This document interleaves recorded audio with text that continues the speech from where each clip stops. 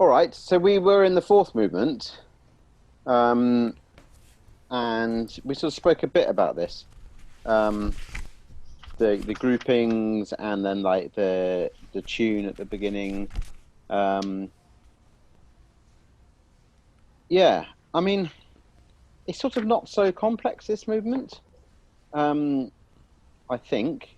Um, I think again, I do think it works best when it's quite cool, not sort of in a contrived way, but that it feels quite laid back. And this allegretto marking, that's quite casual, sort of.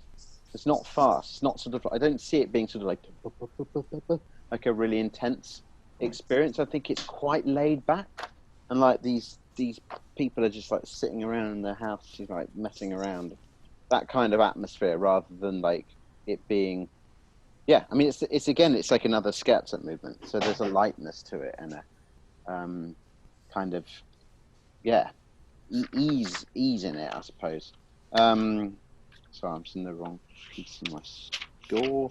Yeah, I think like also just trying to find cool effects, like particularly in the accompaniments, like these different sections have, like from 45, all of that stuff. Like Toby and Lorena, I like really try and I think you can be quite sort of weird with these sort of with the spreads.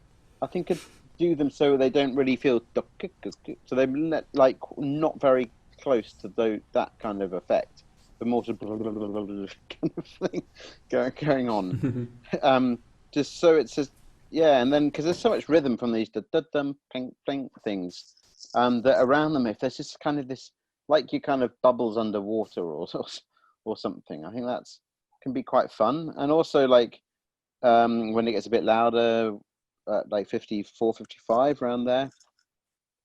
And so these spreads that they really do sound like they're notated spreads, because he like writes that the spread, the chords are to be played on arpeggios only if they're indicated. I sort of think that's quite, I mean, it's obvious, but it's quite important that maybe he just actively wants different sounds. So like when there's not a spread, they actually really want a like a sort of gunshot sort of effect. And when they are spread, much more kind of like lavishly spread, perhaps.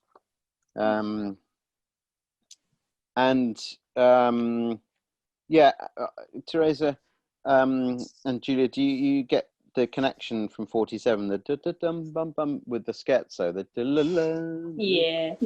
yeah. But I was sort of quite late obvious. on. We realized it a bit too late, really. No, it's fine, but it's like once you notice it, it's like, oh yeah. Yeah. Yeah, that's quite cool. And the 63, these chords, I think you can like be quite. It's hard to do without our instruments, but like quite sort of tactile with the way you pitch, so they're not too sort of not too just like thrown. So almost like you're sort of like using your fingers, like more kind of sort of like kind of like ripping them or like wrestling them out of the instrument rather than just like throwing yourself at them. So it's quite more kind of like constructed kind of effect. I have a play with that. I mean, I really do them quite like anchored to the instrument, and then really let my thumb just. It's just different for these. But maybe even that way, if like you have your thumb on the fingerboard, that you really like really pick them all out. And then this thing from 65, like the accents I think can be really quite sharp. Otherwise, we don't really get the message. So if it's too subtle, it just sounds like an accident. And also these can be pitches that like almost like you're just touching the strings, so you don't really actually pluck them. If you're close enough on the rosin, then it's sticky enough. Yeah, and just again, the fortes, I think they work best if they're just really accurate rather than really loud. So if you really just make sure you bang together, and they might need to be a little bit delayed, I think. to be playable.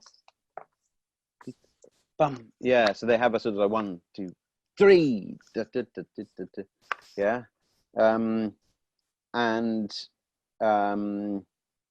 Then once you're comfortable with it, see if you can have a kind of cat and mouse kind of feel going on here, like a sort of chasey feel. Like I think it can be quite funny, this bit. I don't think it needs, I mean, right, really quiet, but like cartoon like funny. And 75, 6, this 6 and 7, these sul pont pits. I think if you can get really like weirdly close to the bridge, so you make a completely different noise, because it just sounds like they're a bit louder.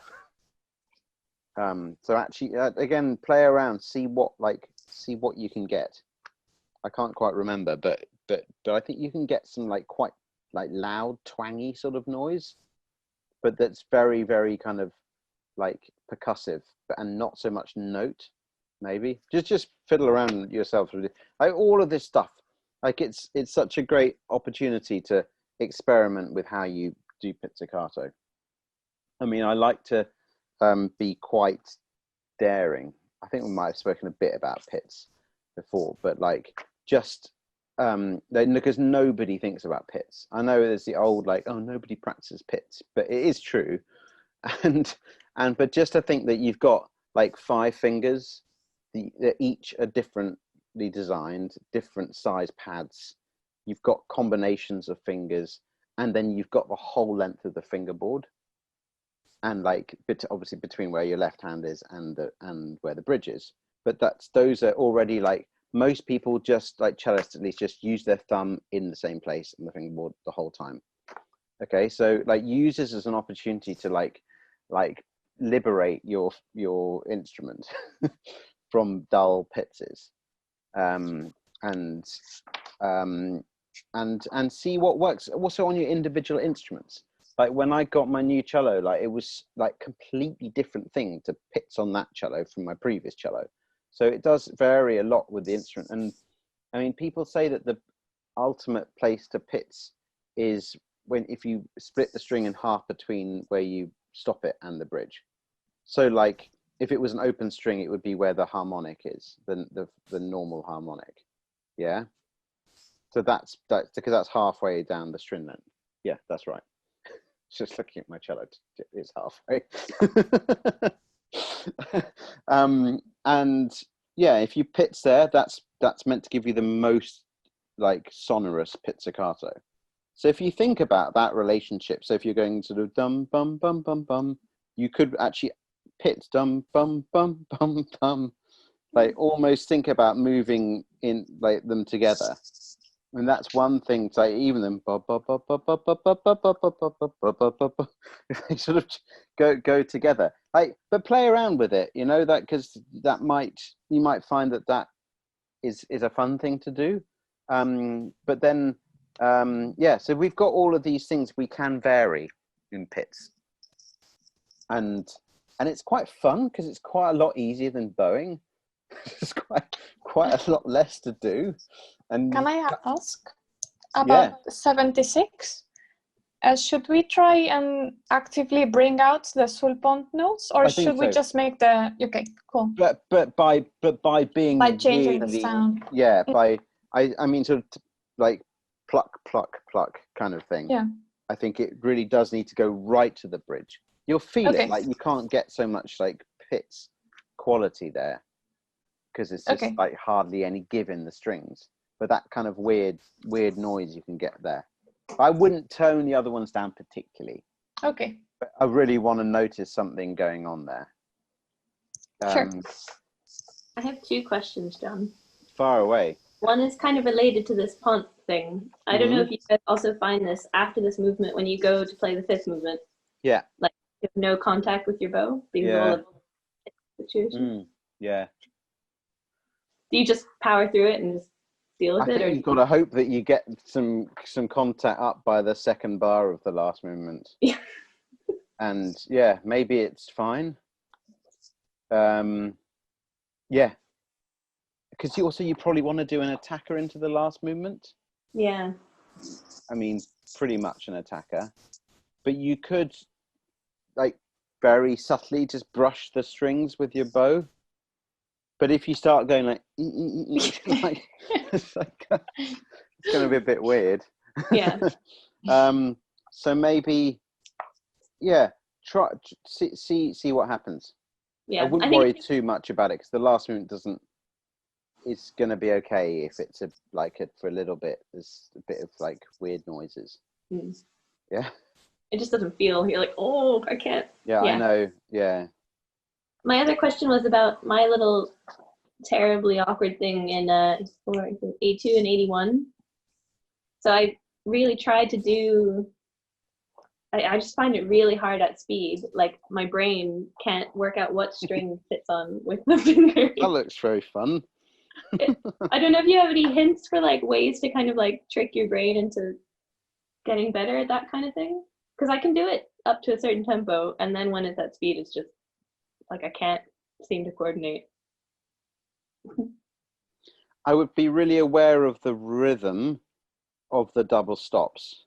Okay. Like the offbeat. But. Yeah. I would maybe focus on that. Yeah, that's cool. And know that in you, because you're probably doing them like from above, aren't you? So, so you probably then know sort of so you like maybe in your arm your arm knows that rhythm as well as your brain. So maybe I don't know, like use it an elbow movement that you do on the violin for like if your elbow should be to catch those two. You probably need a bit. Yeah. I would think about which bit of your body instigates those, and then I would really focus on teaching that muscle group to do that movement. And then would you do that rhythm? Because I think what is going wrong for me, and I tried to do two things, was I used my first finger, which is my like normal tip finger. For you've got to do because they're weird 2 and 4, isn't it? An open and E and 3. Yeah. So I didn't know if I should use maybe second finger for the melody and then first finger for the extra note. But you're meant to be doing an arpeggio pits. Oh, I was trying to do like, so it sounds exactly at the same time, like 2 finger pits. Are we meant to be going? We're talking the up, like the end of 80, starting the end of 80. Oh no, sorry, wrong part. It's not written on you. Sorry. Ignore that. I am trying to do that, and I always get out of sync. But just notice that my semis are starting with like a lot. They line up with Julia's double stops, which I didn't notice before because I was more focused on like Lorena. Ah. But now that you said to focus for Julia to focus on the offbeats, I just realized that my semi-quavers are lining up with that part. Yeah. But sorry, I didn't mean to drift away from. No, I wouldn't worry too much about Julia there. I think you and Lorena need to be a little weird double act there. And Julia, you can also take solace in the fact that Toby is really the tune, and you're kind of just putting some like weirdness in there. Mm. Yeah. Yeah. Yeah, it's quite difficult, this bit, isn't it?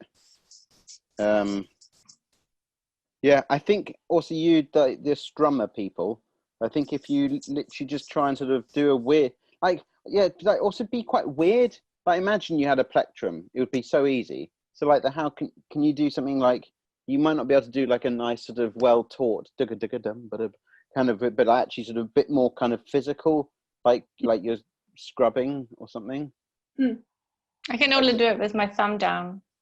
Yeah. As soon as I lift my thumb, I get completely out of any sense of pulse. I sort of have a kind of visual memory of my violinists doing it, kind of having it like a sort of imagine, I can remember Alex just looking really, really bad, like just sticking his finger out and doing something like this, like looking like a real beginner. but maybe that just works, or something. Yeah. Or I often use my thumb against the finger to give the finger more stability. Oh. I'll try So that. maybe not to catch the string with a thumb, but like, so instead of having just the finger sticking out, actually like brace it with the thumb. Cool. So then it becomes a bit more like a stiff plectrum. Yeah. You can create tension by pressing them together. I definitely do that in quite a lot of the cello tunes in this, Toby, in the quaver, the melodic things. Dun, dun, dun, dun, dun, dun. Yeah, rather. I think I do. Yeah. That's cool. Do you find, I suppose it's difficult around 90, isn't it, with the snap pizzas coming out of the thing? Are those all right, or they're not the worst. Okay, cool. Yeah. I just find really hard Bartók pits on E string, like it just doesn't happen, which is not this place. Try the string a little bit higher up the string, so closer to the fingers. So you've got a little bit more string to pull. That might work. Okay. I mean, a lot of this is just working out how, like, ways of doing it, you know, how to like adapt to some quite strange music that we don't normally play, and doing unorthodox things. But I think it's fine. I think use pits, like, as I said, like, liberate yourselves, liberate all the lessons you've ever had about playing your instruments, and just use pits as a kind of blank canvas of like, because it's not something that you need to pull a straight bow or whatever, you know. It's like really just working out how to pluck a string. You know, anyone can pick up a guitar and like pluck it, but because we've been like made to play scales and studies, that we sort of think that we need to pluck in a special way. It's like, no, just like do whatever you feel might work with it. Okay.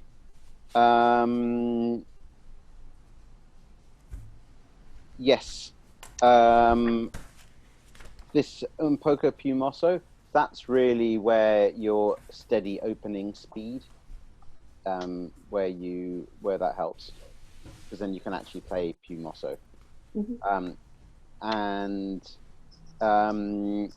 I think sometimes I will cheat and not play the pits before the snap if things are not going very well, particularly, because the most important bit of that passage, and it's the only bit that anyone's going to hear, is the snap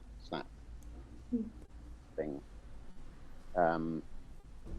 And yeah, so if you need to just only touch the previous one with your left hand or something, like Toby, that first one in 90, you could, that if you're on open D before the E flat, before the snap, that you can almost just hit it and it will sound enough. Yeah. And should I make sure that the snaps are balanced together, so that if Teresa's, because obviously mine, I can get a lot bigger snap than. I think it's more important that the combination of the two of you doesn't outdo the combination of those two. Okay. So I think actually Lorena might be the lucky person in this passage, because you've got Toby's snap power. So I would kind of just go for them, I think, and yeah. But if they sound like loads more than what the violins have just done, then maybe tone it down a tiny bit. Sure. But yeah.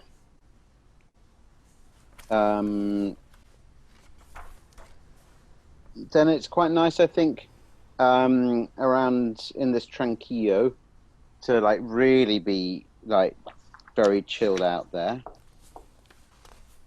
and almost a little bit kind of like you got knackered by the più mosso and the accelerando, that you're just sort of like a bit tired, a bit lazy, and then almost like try and sort of jazz it up a bit after around 110, all these so almost like I think it's like quite fun to not try and fit everything perfectly. If it does fit, that's great, but I think they can have a little bit of flexibility, all these, just to still give a little bit of shape within them, so it's not just a pop, pop, pop, pop, pop, pop, pop, pop. And then Teresa, particularly the yum bum bum bum beam bum bum bum bum da, da, da, with these weird pitches that Toby has, and the weird sort of wobbly thing. It's like so jazzy, this bit.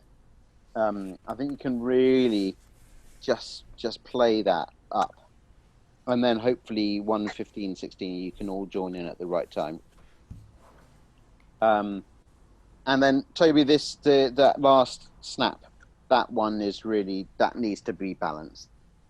The 1-1-9, we really need to hear this din din din, even notes. And then like the end, just throw it away, just like it really doesn't matter. And obviously he writes non-up, but I think you can delay that as well a little bit. The bum bum pum, and just like float. I mean, makes it. I think it sounds like it will make it harder, but I think it actually makes it easier because there's a bit more musical purpose to it at the end. Maybe really bounce off the weight of that sforzando. Yeah. Can I ask you just a quick question? Yeah. About the last set with the spread chords in like 1, 12, 13. He doesn't actually write a direction this time, but should one assume then that means to go from the bottom up, or do we assume that we do the same? I think to just do normal bottom up ones. Okay. Yeah, just pulling. I didn't know if it's just missing or. No, I think it's just to do like more classical. Classically, just chordy chords. Okay. Sure.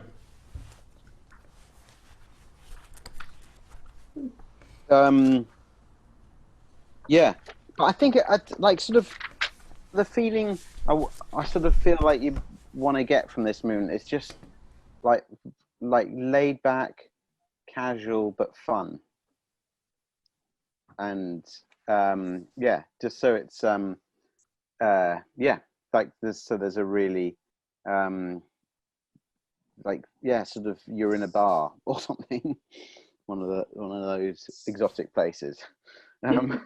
But that kind of, it's cool, but there's no rush, and you're just having fun, and it's quite playful and quite does that make sense? That sort of stuff? Yeah. That's good. Right. The beast. Last movement.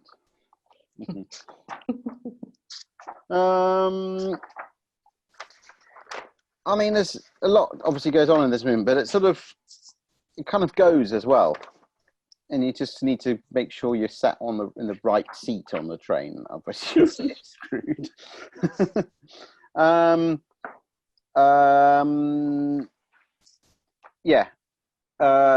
Where should we start? Character-wise, again, we need to investigate the fortes and fortissimo worlds. Again, not too angry, not too violent until it's called for. And like it's quite wild character-wise. Like this beginning is quite sort of screamy. I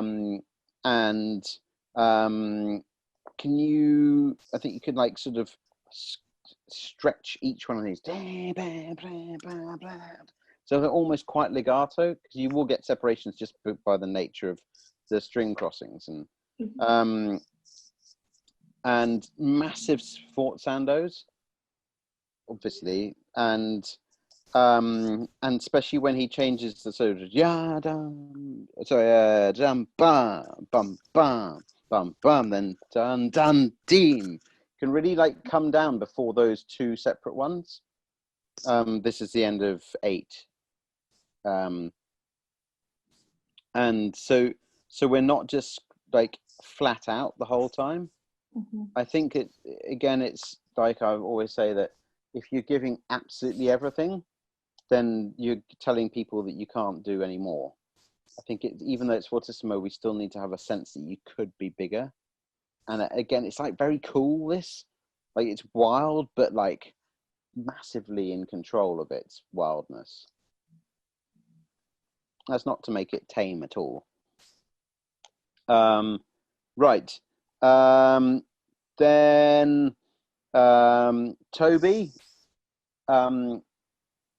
if these are two rolled, then it just sounds a bit rhythmically weird.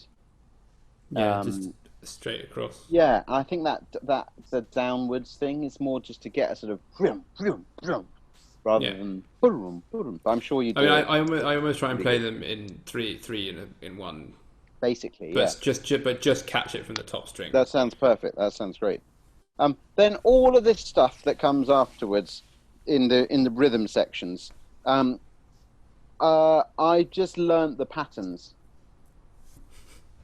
and that's all I do, basically. Have you done that, or have you tried to read the notes? We have a few different versions. Like when we first started, we were thinking like 1, 2, 3, 1, 2, and we had little triangles for the 1, 2, 3s and squares for the 1, 2. Yeah. And that kind of seemed to work, but then there were a few spots where like it was always stressful still. Okay. Yeah. So then Toby suggested a slightly different way, which go for it, Toby. It's your moment. Well, I just I thought, like, when it's like learning patterns is when you're on your own is quite it works quite well. But I think like when someone has a pattern and someone has a different thing, or it doesn't work in that pattern, that I like just knowing how those particular parts fit in with the simple big beats of the 2/4. Yeah. Just and that we don't lose. So like, because otherwise offbeats sound like on beats and things like that, and that can confuse other parts. So it was just So sometimes actually having that feeling of knowing where the main beats are, and knowing when you're on an offbeat or an onbeat, even when it's within a pattern. Yeah. And I think we kind of came to the conclusion that actually having two different ways of knowing it and feeling a groove is actually good, because if you get out with one, you can always feel the groove. Yeah, it's like a safety net. I think that sounds sensible, and but I think that's great. Like 15, like the violin, the violin's entry. You like, there's no way that you can really feel. I mean, it's just I mean, that's like, there's no way you can ever hear that not like that, I think. And I think it helps you to, if you know, I mean, okay, so I think the hardest thing about this piece is the rests. I think that's like in these rhythmic sections, the hardest bits are the rests, because you just like have no clue how to get in. So I think, but if you violins know at the beginning what the other two have, then it's really easy to come in. I mean, you just got, it's like 3, 3, 2, 3, 3, play. And that's really easy. If it was written out like that, that's 3 8s and 2 8. It wouldn't even cross your mind that this was problematic. And you just feel that, and it would be really, really, really cool. And then you just interrupt and do your own thing. So I think if you can really if the priority can be on the groupings, that's great. But I think that there are moments where you're going to just need to know roughly where you are, and I mean, are there consistent problem places? I definitely have a consistent problem place. I find the beginning works fine for me with my squares and triangles, but maybe that's because that was a quick solution for me when we started. That I found like that really helped me. I've got loads of them in my part. Okay. And like those rests, Toby, on like around 35. I've just got them written in, and that's all. I just stare at them and just do that. I mean, from those points of views, from those entrances, I basically just because there's always on the beat, the rhythm always is on the beats, the bar before the entry, except for the first one. So you always have jump, beam. Yeah. So I think for me that's always a safety net. It's just that you just hear that jump, beam, that's great. I think that's very cool. Yeah. So then when the squares and triangles stop working for me is like, okay, around 45, if things are really like, if we're all feeling like really secure, then I'm okay 44, 45. But then as soon as we start the tune with Julia, that bit, and when I'm holding long notes and I'm really like, when I just think about the shape of the long note and my brain is preoccupied with that, suddenly I lose complete sense of where I am, and no longer squares or triangles, anything helps me. So then the last time when we did it, because we didn't play like, I mean, I don't remember now what speed it was, but it wasn't like crazy fast. What helped me was thinking quavers. Yeah. But like, oh my God, it's so stressful. Yeah, I think that's probably fine. And also like knowing that the others have a 2, like in 51, it's a half bar.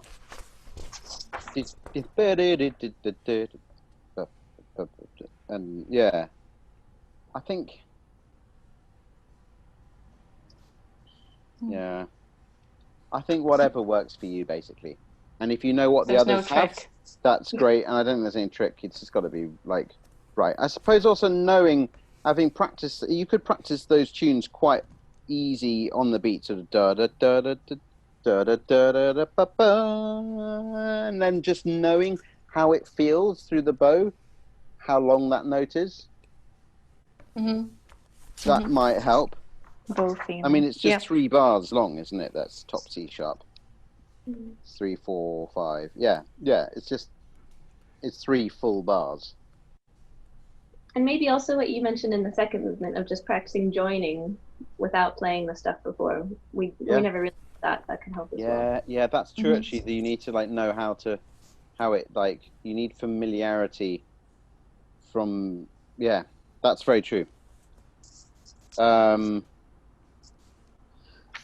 Yes. I just musically around 44, 45. I think that you should feel like this is a slightly different place from the beginning. Like harmonically, we've gone up a third, and there's something a little bit more sort of demonic about it, perhaps. And Toby, I think you can actually be really quite light. Like on the non-sforzando ones, especially when they come in. So they really, I put in a mezzo forte in bar 50 to keep me shut up, basically. Yeah.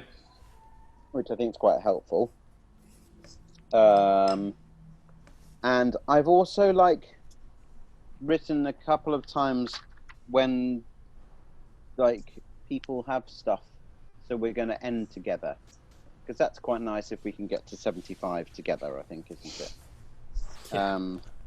And yeah, so I've marked at 68 that's where first violin goes quieter. And maybe you have a rule that whenever Teresa starts that, you will jump to that. That can be that's maybe a good safety net. Toby, do you do all the light notes ups? So it's always like down, up, down, up. Cool. Yeah. Yeah. So 75, all this bit as well, like really, really, like just quiet in between, even though it's forte still, but just doesn't need to be massive. So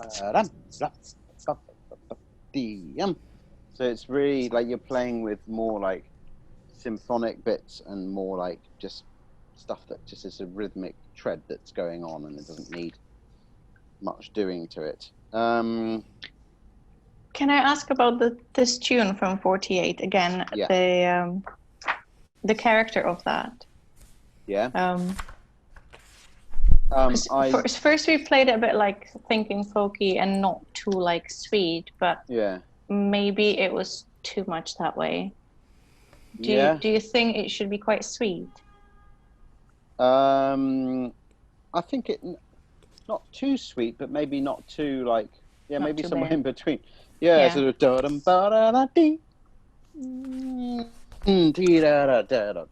think if the long notes have this like kind of real like swing through them, then that's quite fun. Yeah.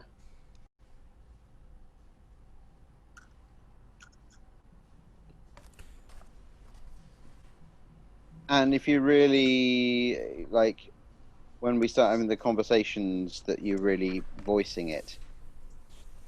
So, yeah, da da ba da da da and all that. Yeah, so we really get the like from 64. Dee da ba da ba da ba da. So we really get, it's like there's quite a lot of clarity in the shapes, whether they're 2s or 3s or whatever's. And would you show those groupings quite clearly? Like, say you would phrase it like with the 2 and the 3. Yeah, feeling like 1, 2, 1, yeah, I think so. Yeah, so it's just like dancey. Again, like we were saying the first one, it's quite party like. That it's trying to try and find the fun as much as possible, basically. Yeah. So it was always like a dancey thing, and like you just happen to be like, it's a wild romp basically, and you just jump in on it whenever you feel like interrupting with your like great energized and bouncy and super like fun gestures. Toby, it's quite hard when it from 58 to get this real the D grace note. Yes. I always like, I didn't realize it was there for quite a while, and I was quite annoyed when I found out that it was there. Yeah. That you need to release you can't just keep your first finger on that E. No, you have to release. Yeah. And then try and. It's like an extra thing you don't want to be needing to do when you're trying to do the rhythm. Well, yeah, I find it tricky to not rush during it, because I kind of feel like the amount of things I'm trying to do within one beat. Yeah, you have to release hard. And then play the 5th, and then slide across so that you open the G, and then open again, and it's just and then back across. So you're doing like a weird release, 5th, slide. It's massively complicated. Yeah, I'd like to think that no computer could do it better. Yeah, I feel that too. Good. And then I go quite weird, Toby, at like 69, 70, 71, those a little bit more like sort of on the string, a bit more like shooty. So it's just a bit, because it's all about to collapse from there, isn't it? And then really quite legato. And then you can all have a bit of time maybe in 75. That can be quite sort of like climactic, that chord there. And then again, I mean, I did, maybe you're better than I was when I was doing this, but I do mark it down quite a lot just to constantly remind myself not to be just blasting it. I find that's quite helpful in performance, at least.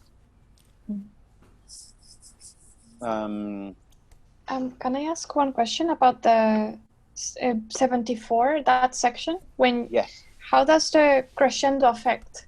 Because you just said Toby gets more legato, right? Towards 74. Should we also get a bit more sort of... I think you three should be having a battle that becomes more and more like kind of more and more like agonized and annoyed with each other that you're not playing together, basically.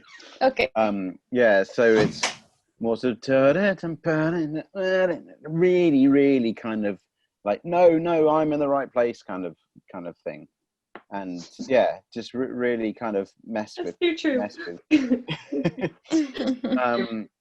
But you should all be fine if you really jump when Teresa goes down to the mezzo 1468. I mean, and you'll know if you're wrong before. And so that's all you're doing is just waiting for her to go quiet.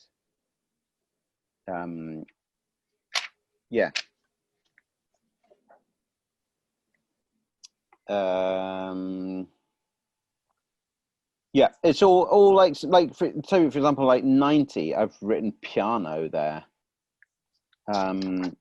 just to really really get the point. And so this thing I think is a really light-hearted thing. So really always this dun dun dun dun dun dun. So that dance thing is actually a very like fizzy thing, rather than being like a. Yeah, I think your beats, the beats within the fun groups shouldn't ever be like hitting the ground. You should always be like I think we spoke maybe about this like computer game, like I don't know, like Mario or something. You know, when you die if you go underneath. So you're always bouncing off the you don't hit the bottom. But that, I think it's that kind of feeling. And yes, and then when we get to like 99, this is obviously a new sort of like zone, yeah,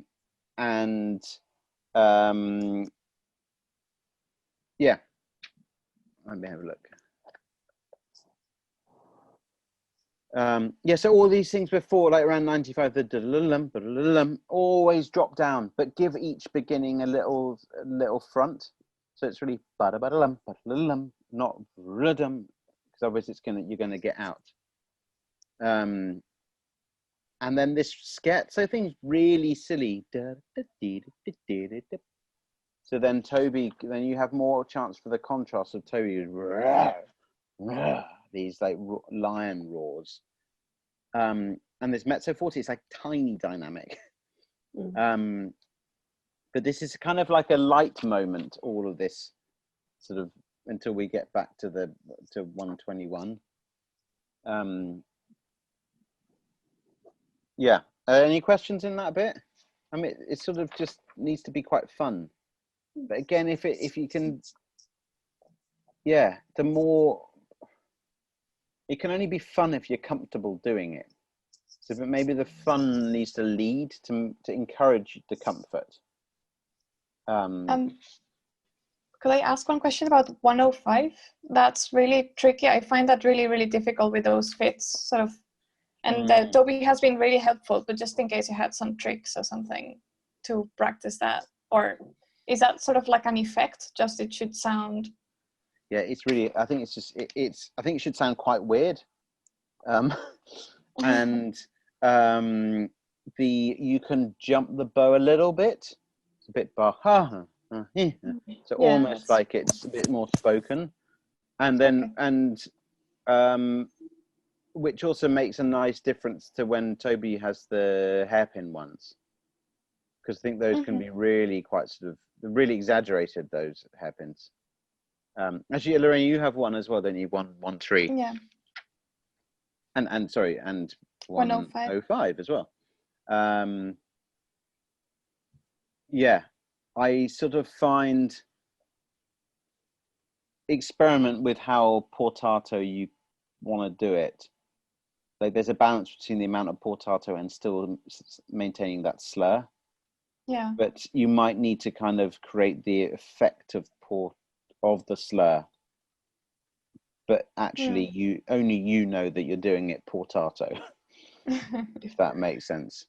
Toby, I do 114 and 6 up the harmonics. The C and G, I do a harmonic. Okay. Sure. Which is quite nice with the hairpin, at least the first ones. Okay. And it's just it's just a bit easier, I think, as well. Sure. And then 120, if we've lost any tempo, which you might have done because of the hesitant stuff, really just fly back. And again, this shaping of the tum-pa, and tum-bum-bum. The last ones, you can do a bit of a shape through them, maybe. But then I really, really always shaping towards the sforzandos. So it's kind of like an accent in Schubert kind of idea, but that's more a phrasing point, and then the articulation as well. But the phrasing point, I think, is a nice. So 131 is really an upbeat bar. Bum pin bum bum bee. Yeah, and then the next one even more da dee dee dee. That one particularly, you can almost stretch it.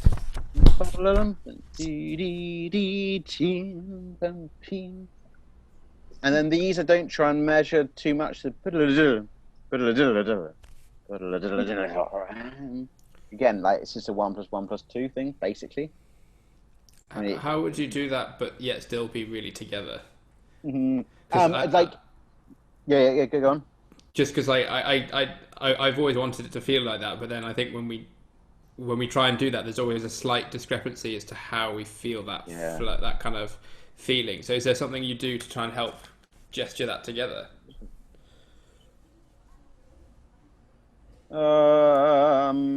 Start not too loud on each of them, so it's a bit more blurry. Okay. Just examine. I would rehearse something like that by taking you all out and just doing one by one, seeing actually who's doing it, what if you're really doing the same shape on them, and build it up probably, but focusing on building up through gestures. As in a focus on achieving the gesture as your model, and then copying that. Sure. I think. Yeah, I suppose it's one of those bits that you could just say, "Oh, just feel it like this," and it might work, but it also might not work like that. Yeah. You might have to actually just do a bit of classic quartet matching work. Yeah. Sure. Guys, I'm sorry, I left my charger in the other room, and my lovely, awful computer is about to run out of battery. So give me a minute. I'll be back. Sure.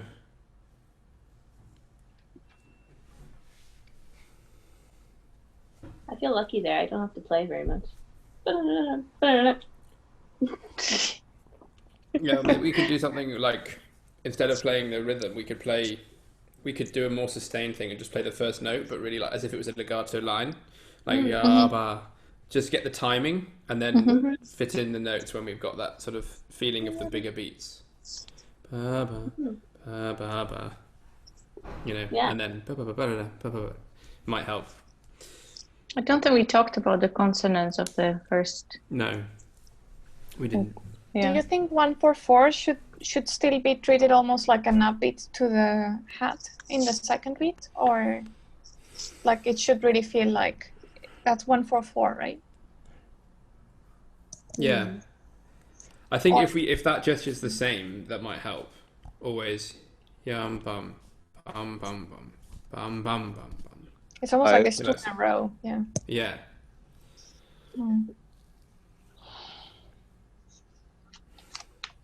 I always get really confused there when you guys just do that. 1/4/4 I find very confusing. I don't know why. Yeah. It's again, those bars, you can just hear the threes, Julie, I think. And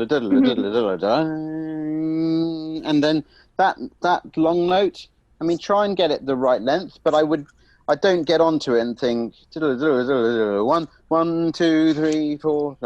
I just like work out how long it should be, but then just to you know, I think it's if it's a slightly incorrect length, it's not the end of the world. I mean, get it correct, but it's also fine if it's not.